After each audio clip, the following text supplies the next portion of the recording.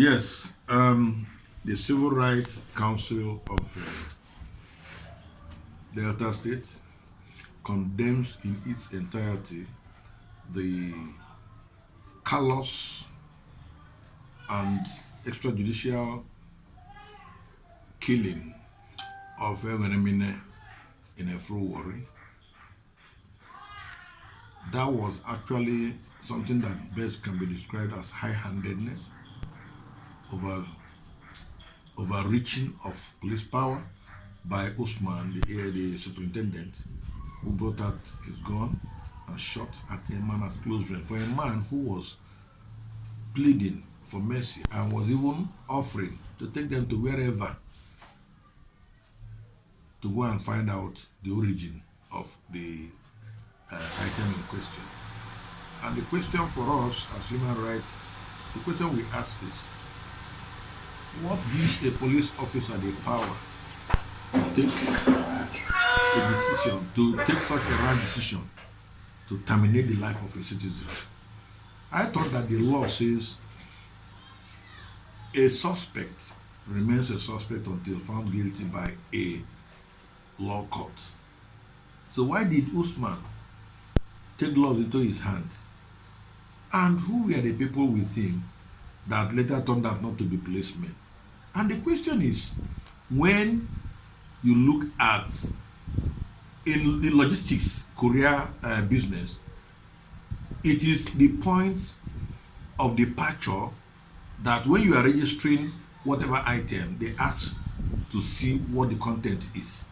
And I believe this was done, whether from Lagos or Abuja, that was clearly done. So at what point did it become mandatory also in Warri at the arrival place to ask that this will be opened?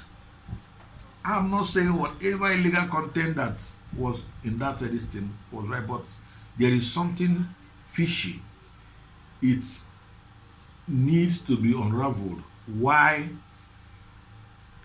the people at the logistics company or whichever transport company that delivered the thing, why did they insist on the opening of the listing? Which means there was a cartel working either against Mene or somebody working hand in hand with Usman. Because as soon as that happened and they called Usman, he came quickly.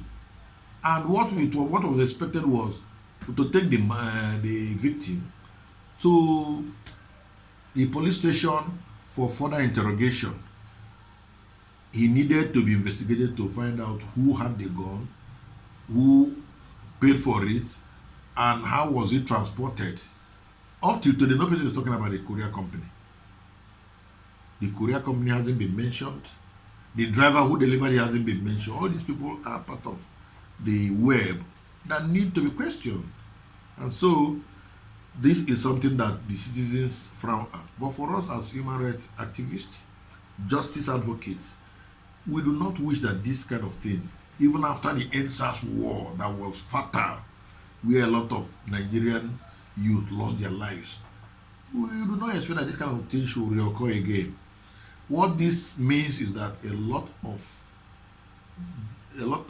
reform need to be done in the police.